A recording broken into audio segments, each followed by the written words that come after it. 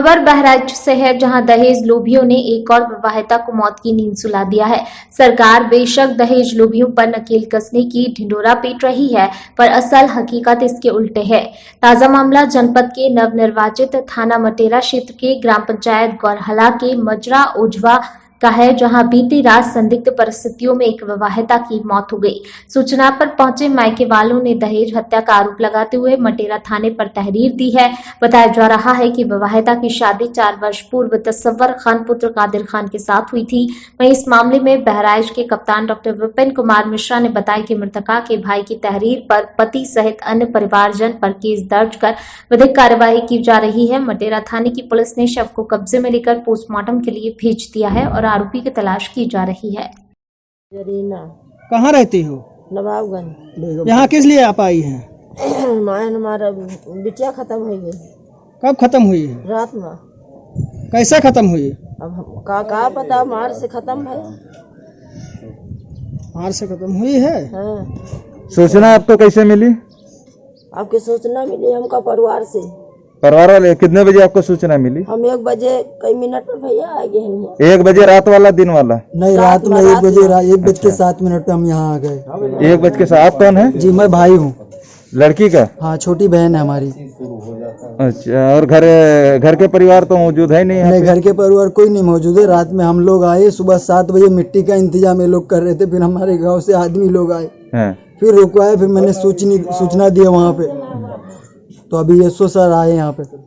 अच्छा। और कभी भी बहन हमारी घर पे गई तो क्या लड़ाई झगड़ा हमारी माँ हम लोग को नहीं बताती थी। हम लोग भड़कते इन पे, इसके लिए हमारी माँ अपने अंदर ही रख लेती थी। एक 6 महीने का बच्चा है और एक 2-2.5 साल का है। वो लोग बच्चों को भी नहीं सोचा। वो मासूम अभी दूध पी रहा था, उसको नहीं सोचा और बहन को ऐसा मारा। अच्छा, और हमने दहेज में सब कुछ दिया, गाड़ी दिया, फर्नीचर दिया, कोई भी ऐसा सामान नहीं जो नहीं दिया उसको। इससे पहले भी प्रताड़ित करते रहते थे क्या? जी। इससे पहले प्रताड़ित किए तो आपने कोई FIR या कोई सूचना नहीं, हम दर्ज यही कराई? कहते थे बहन 2 बच्चे अपने घर पे रहे, क्या करेगी इधर उधर जाके। मगर जब हद से बाहर हो गए तो इसके लिए हम आगे कदम उठाए कि आगे भी चल के किसी की बहन या बेटी पे ऐसा जुल्म ना हो।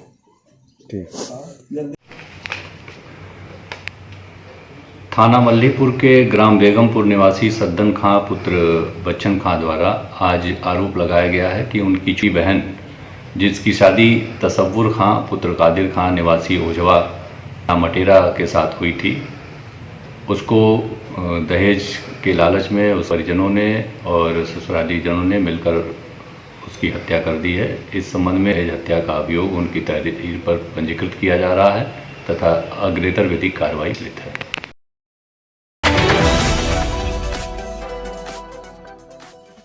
हरदोई इस समय कोरोना महामारी से लोगों को बचाने के लिए जहां एक और स्वास्थ्य विभाग के विभिन्न डॉक्टर और स्वास्थ्य कर्मी अपनी जान जोखिम में डालकर रात दिन सेवा में लगे हैं, तो वहीं दूसरी ओर विभाग में कुछ ऐसे लोग भी हैं जो इसकी सेवा के बदले स्वयं भ्रष्टाचार का मेवा खाने में लगे हुए हैं।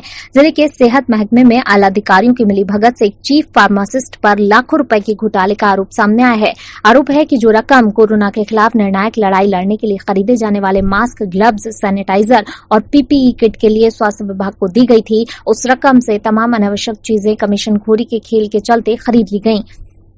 सिर्फ यही नहीं, जो मास्क और सैनिटाइजर आदि स्वास्थ्य सेवाएं दे रहे कर्मचारियों के लिए खरीदे गए वह भी मानक विहीन है एवं इस खरीद के साथ भी लाखों का कमीशन वसूला गया है।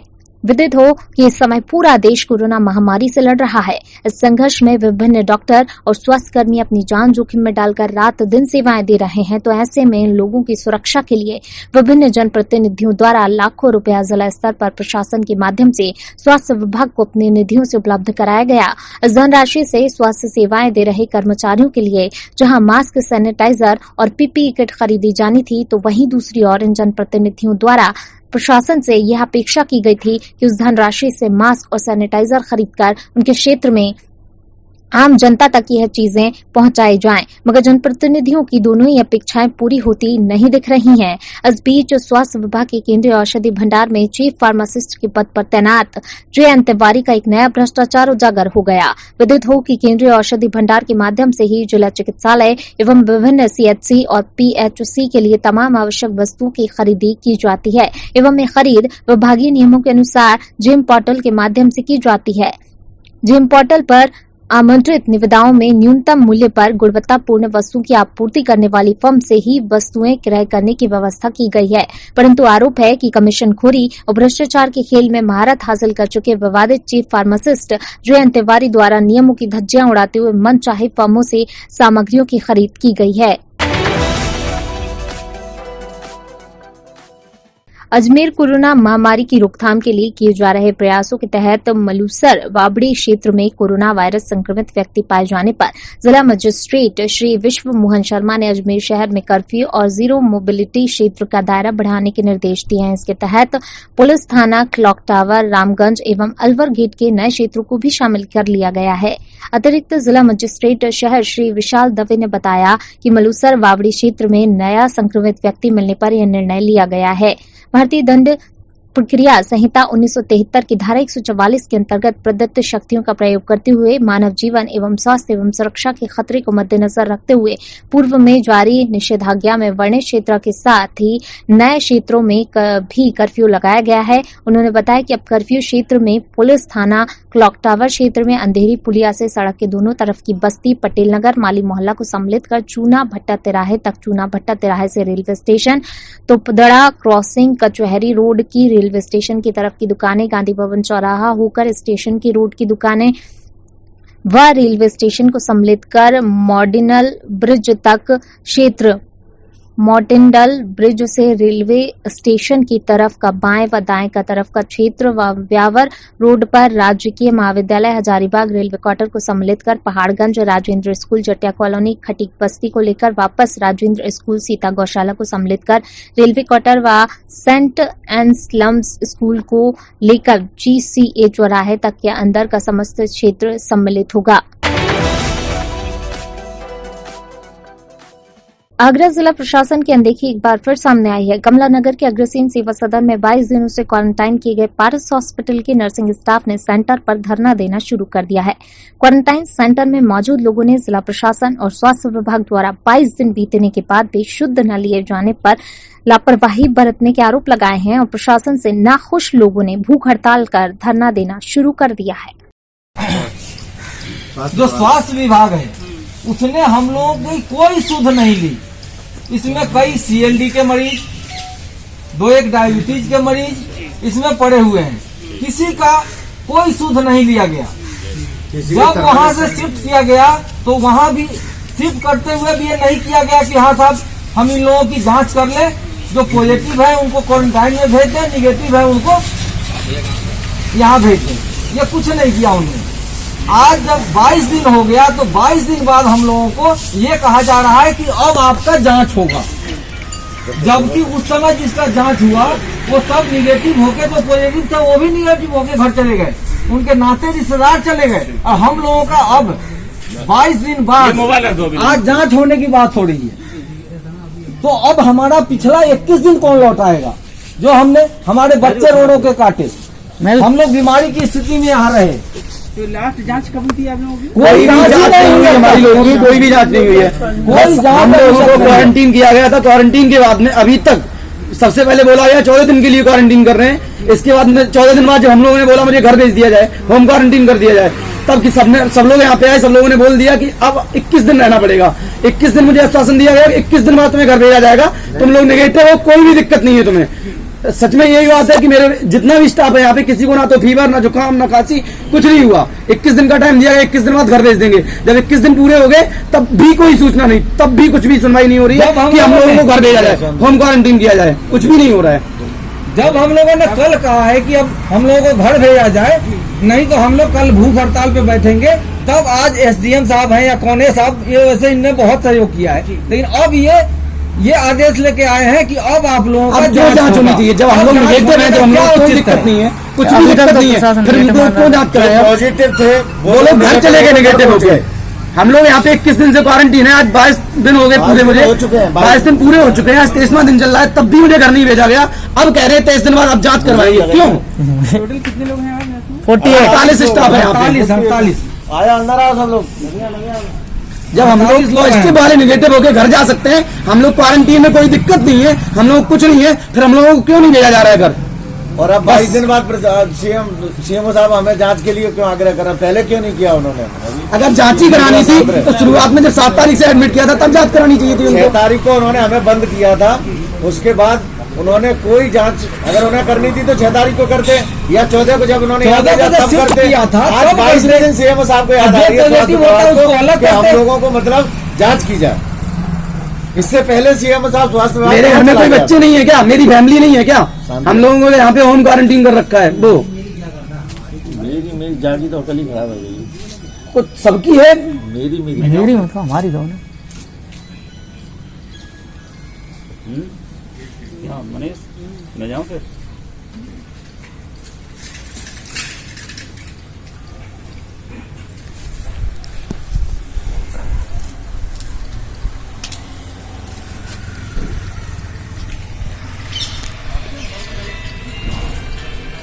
बस हमें कोई आश्वासन नहीं चाहिए, मुझे घर जाना है, घर जाना है, बस हमें कोई आश्वासन नहीं चाहिए। घर जाना है। बस हम लोगों को प्रशासन छोड़े, बस हम प्रशासन से बस यही रिक्वेस्ट कर रहा हूँ कि हम लोगों को घर भेजा जाए। हाथ जोड़ के रिक्वेस्ट है कि हम लोगों को घर भेजिए।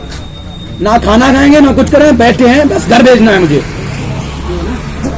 मुझे तो बड़ा परेशान मुझे मेरी रुक जा, बैठ रही हो समझने। कोई ऐसा काम मत करना जो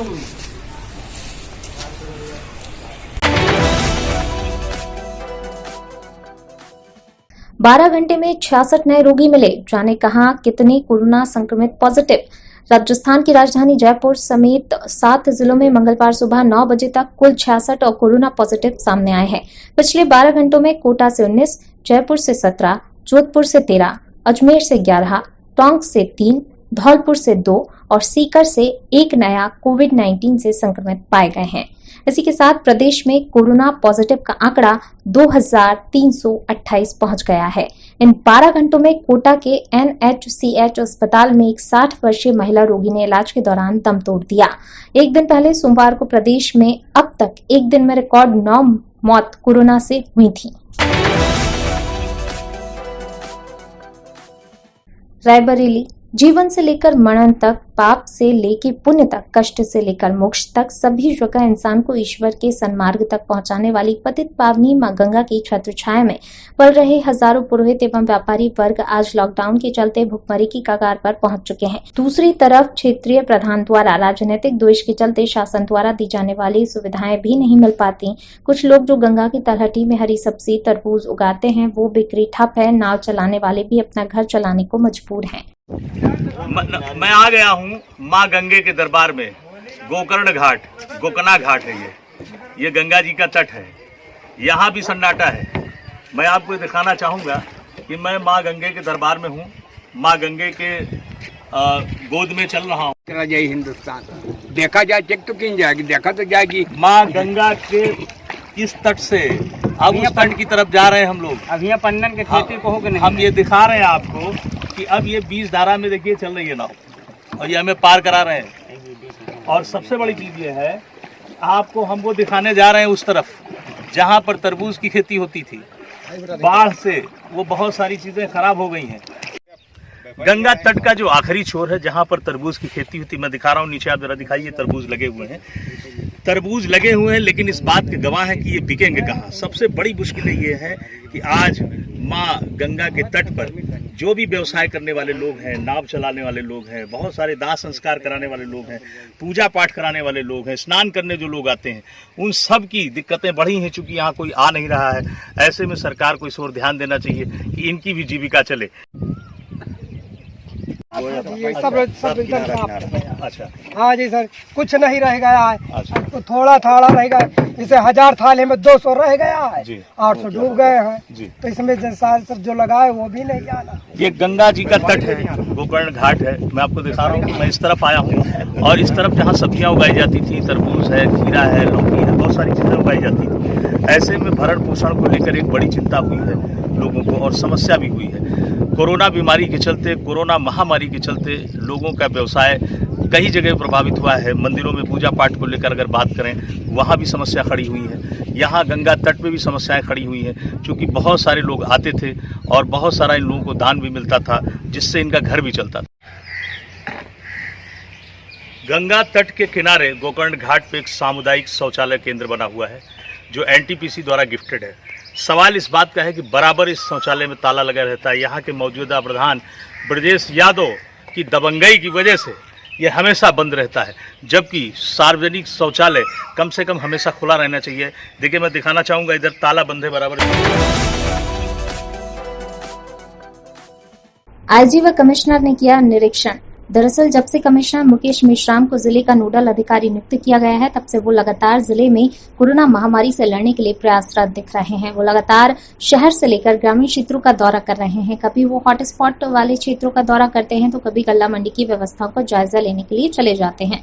रविवार को भी दोपहर में जहां वो मीडिया से रूबरू हुए और उनको जिले में कोरोना से बचाव के लिए की जा रही तैयारियों की जानकारी दी, तो शाम को वो लालगंज पहुंच गए और वहां नगर पंचायत में चल रही सामुदायिक रसोई का जायजा लिया। साथ ही संचालन में लगे व्यक्ति से खाने की क्वालिटी के विषय में भी जानकारी ली और क्या बना है ये भी पूछा। साथ ही रेट पर इन्होंने ठेकेदार को समझाया कि कुछ समय सेवा कर लो। लखनऊ में 15 रुपए का रेट है तो डलमऊ में 8 रुपए का रेट है, लेकिन आपकी क्वालिटी ठीक है, रेट कम कर लो।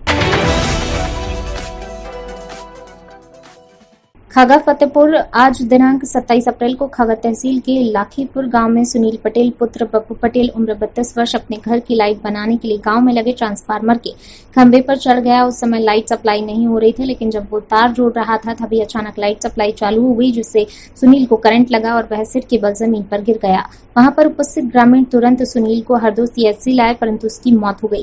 खागा पुलिस ने अस्पताल में ही पंचनामा करके पोस्टमार्टम के लिए फतेहपुर भेज दिया। मृतक की 5 वर्ष पूर्व शादी हुई थी और एक 1.5 वर्ष की बेटी है। मृतक के पास लगभग 1.5 बीघा खेती है। वह खेती करने के साथ साथ मजदूरी करके अपने परिवार का पालन पोषण करता था।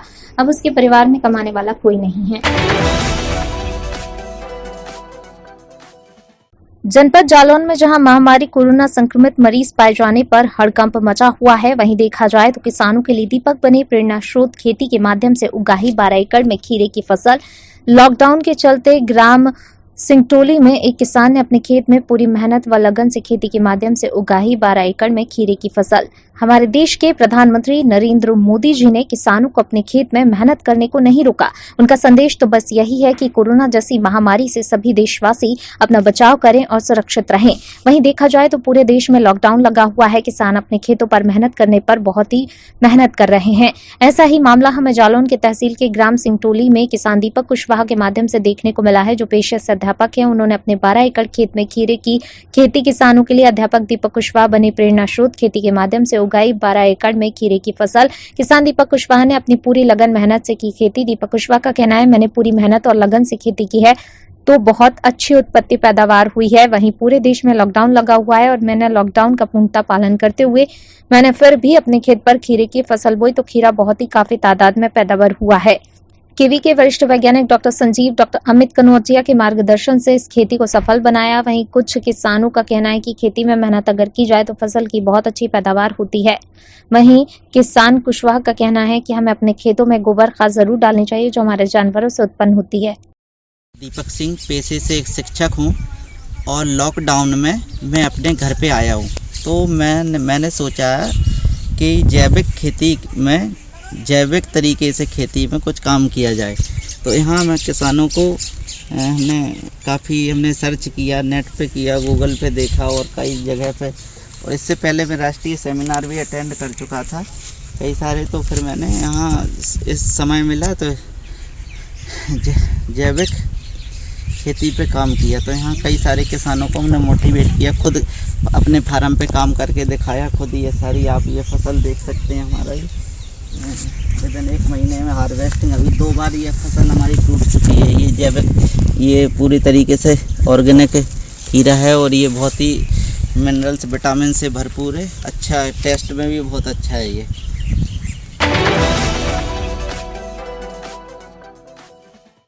देश विदेशों में इस कोरोना जैसे वायरस को लेकर हर आदमी पूरी तरह से परेशान नजर आ रहा है, लेकिन कोच में इस वायरस को बचाने के लिए कोई ना कोई किसी तरह लोगों की मदद के लिए लगा हुआ है। इसी को देखते हुए अग्रवाल समाज से जुड़े जिम्मेदार लोगों ने इस वैश्विक महामारी को देखते हुए नगर कई स्थानों पर जाकर जरूरतमंद लोगों को इस संक्रमण को बचाने के लिए प्रतिदिन 1000 मास्क अग्रवाल समाज की महिलाओं द्वारा बनाए जाते हैं, जो कि बराबर वितरित भी किए जा रहे हैं। इस अवसर पर प्रबंधन गर्ग, शिक्षक मनीष कुमार भदौरिया, युवा नेता और समाज सेवी संजीव कुमार गर्ग, गला व्यापार समिति के अनिल कुमार अग्रवाल, शंकर अग्रवाल व छोटू मोठ वाले हेमंत अग्रवाल आदि अग्रवाल समाज से जुड़े लोग मौजूद रहे। प्रबंधन गर्ग ने यह भी बताया कि प्रतिदिन 1000 मास्क जरूरतमंद गरीब लोगों को प्रतिदिन वितरित होते हैं। अग्रवाल समाज ने तय किया है कि 10,000 मास्क बांटने का हम लोगों का लक्ष्य है। फिलहाल इस अच्छे कार्य की नगर में प्रशंसा होने लगी है। कम से कम इन लोगों ने इतनी बड़ी संख्या में लोगों को मास्क देने का कार्य किया है। यह पहली बार हुआ है जब अधिकांश लोगों को मास्क दिए जाएंगे।